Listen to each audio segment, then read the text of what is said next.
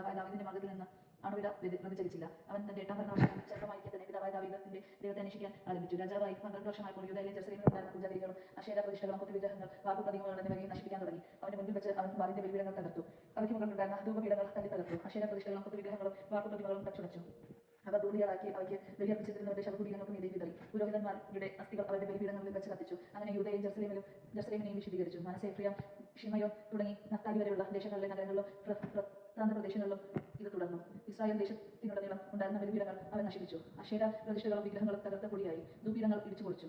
അനന്തരം അവൻ ജെറുസലേമിലേക്ക് മടങ്ങി. നിയമഗ്രന്ഥം കണ്ടുകിട്ടുന്നു. 18-ാം വർഷത്തിൽ ദേശീയമാലയം ശുദ്ധീകരിച്ചതിനു ശേഷം അസാലിയായുടെ മകൻ ഷഫാനിയും നഗരാധിപനായ മാനസയും യൊവഹാസിന്റെ മകനും രേഖകളിൽ സൂക്ഷിക്കുന്നതിനുമായ യഹോവയെയും തന്റെ ദൈവമായ കർത്താവിന്റെ ആലയം പുനരാധരിക്കാൻ ജോസിയ നിയോഗിച്ചു. വാതിൽകാവൽക്കാരനായ ലേവ്യർ ദേവാലയത്തിൽ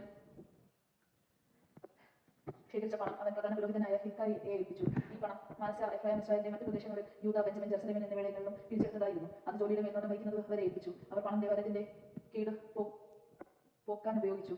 യൂദ രാജാക്കന്മാരുടെ അശ്രദ്ധ ജീവിച്ചുപോയ കെട്ടിടങ്ങളും കേടുപോക്കുന്നതിന് ചെത്തിയെടുത്ത കല്ലും പുല്ലാങ്ങളും കാണാൻ കൽപ്പണിക്കാർക്കും അവർ പണം കൊടുത്തു. പണിക്കാർ വിശ്വസ്തയോടെ ജോലി ചെയ്തു. അവർ മേൽനോട്ടം വഹിക്കുന്നതിന് മെററിഗോം വംശജനായ ഒബാദ്യ, കൊഹാത്ത് വംശജരായ സക്രിയ, മെശുലം എന്നീ ലേവ്യരെ നിയോഗിച്ചു. സംഗീതോപകരണങ്ങൾ വൈദ്യമുള്ള ലേവ്യർ, ചുമടെടുക്കുന്നവരുടെയും മറ്റേതു തരം ജോലി ചെയ്യുന്നവരും ചുമതല വഹിച്ചു. ലേവ്യരിൽ ഇനിയും ചിലർ പകർപ്പെടുത്തുകാരും സേവകന്മാരും വാതിൽകാവൽക്കാരുമായിരുന്നു.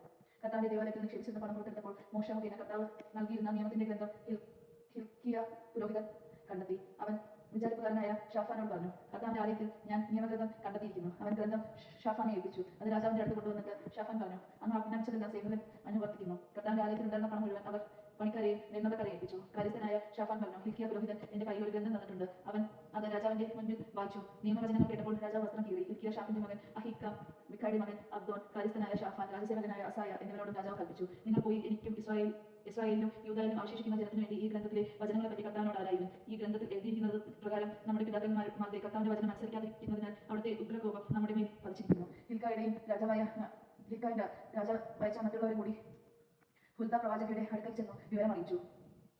ഹസ്രായിയുടെ മകനായ തോഖാത്തിന്റെ മകനും വസ്ത്രം സൂക്ഷിപ്പുകാരനായ ഷല്ലൂമിന്റെ ഭാര്യയുമാണ് അവൾ. പുതിയ ജെറുസലേമാണ് അവൾ പ്രാർത്ഥിക്കുന്നത്. അവൾ അവനോട് പറഞ്ഞു, ഇസ്രായേലിന്റെ ദൈവമായ കർത്താവ് അരുളി ചെയ്യുന്നു, നിങ്ങളെ അയച്ചവനോട് ചെന്ന് പറയുകയും കർത്താവ് അരുളി ചെയ്തു, യൂദ രാജാവിന്റെ മുൻപിൽ വായിക്കപ്പെട്ട ഗ്രന്ഥത്തിൽ എഴുതപ്പെട്ടിരിക്കുന്ന സകല ശാപങ്ങളും ഈ സ്ഥലത്തിന്റെ മേൽ ഇവിടുത്തെ നിവാസികളുടെ മേൽ ഞാൻ വർഷിക്കും.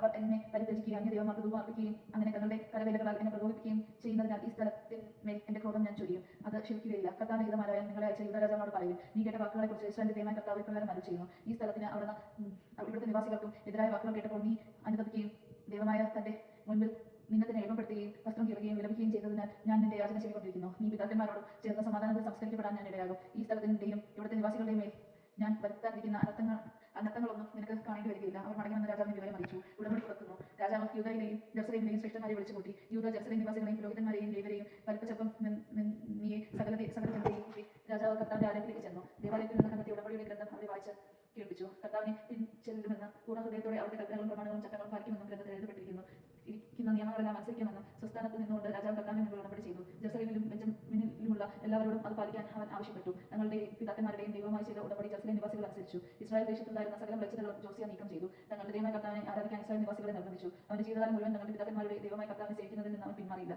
ദൈവജനം നാം കേട്ടത് നമുക്ക് ദൈവത്തെ സ്തുതിക്കാം. ക്രിസ്തു